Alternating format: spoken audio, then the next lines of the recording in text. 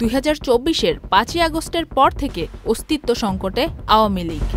তবুও নিজের অবস্থান জানান দেওয়ার জন্য বিভিন্ন কর্মসূচি পালন করেন তারা। সম্প্রতি শেখ হাসিনার লাইভে দেওয়ার বক্তব্যের ফলশ্রুতিতে ধানমন্ডি 32-এ হওয়া তাণ্ডব এখনও জলজ্যান্ত আমাদের স্মৃতিতে। এর রেশ কাটতে না কাটতেই নাটোরে আওয়ামী লীগের এক নেত্রী করলেন অবাক করা কাণ্ড। নাটোরের থানার মূল ফটকে টিকটক ভিডিও ধারণ করেন ওই নেত্রী। এরপর সেটি সামাজিক যোগাযোগ মাধ্যম ফেসবুকে প্রকাশ করেন। মুহূর্তেই সেই ভিডিও ভাইরাল হয়ে যায়। এই নিয়ে সোশ্যাল মিডিয়ায় তুমুল সমালোচনা শুরু হয়।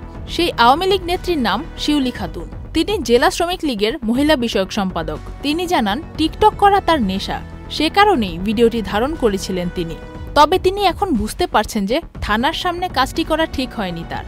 এদিকে গত সোমবার রাতে তাকে আটক করা হয়। পরে চাঁদাবাজি ও বিস্ফোরক মামলায় গ্রেপ্তার দেখিয়ে তাকে আদালতে পাঠানো হয়। এই পরিস্থিতি বিবেচনা করে অনেকেরই মন্তব্য হলো, গণেশ উল্টে গেলে সাবধান হওয়া অনেক বেশি জরুরি।